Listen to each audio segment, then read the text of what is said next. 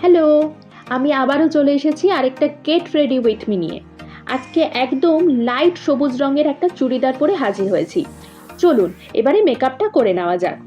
10ই জুলাই গুরু পূর্ণিমা ছিল, তা তো আপনারা সবাই জানেন আশা করি। সেদিন আমার ও সুপ্রিয়র অর্পণদের বাড়িতে সকালে নিমন্ত্রণ ছিল। আমরা সেদিনের একটা লং ভিডিওও করেছিলাম, যারা দেখেননি তারা ঝটপট দেখে ফেলুন আমাদের চ্যানেলে গিয়ে। যাই হোক, সকালে বেরোনো মানে সানস্ক্রিন মাস্ট। এই ভিএলসিসি সানস্ক্রিনটা আমার খুব পছন্দের।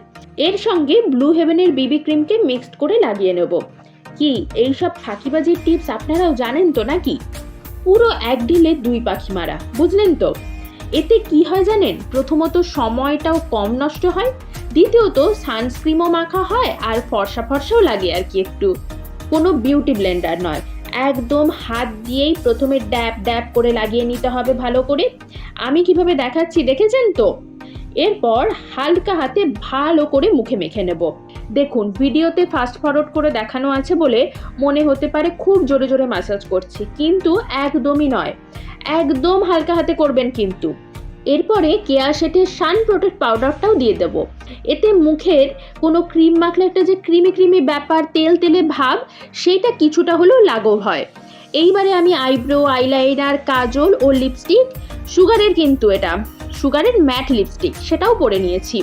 চুড়িদার পরেছি, একটা টিপ তো পরতেই হবে, সেটাও পরে নিয়েছি।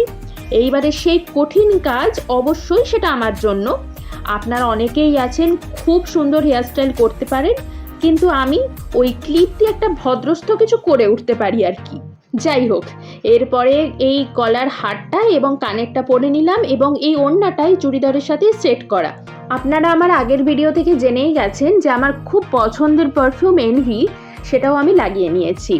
এই যে আমি তৈরি হয়ে গেছি পুজোতে যাওয়ার জন্য। আমার এই সিম্পল সাজটা আপনাদের কেমন লাগলো অবশ্যই জানাবেন।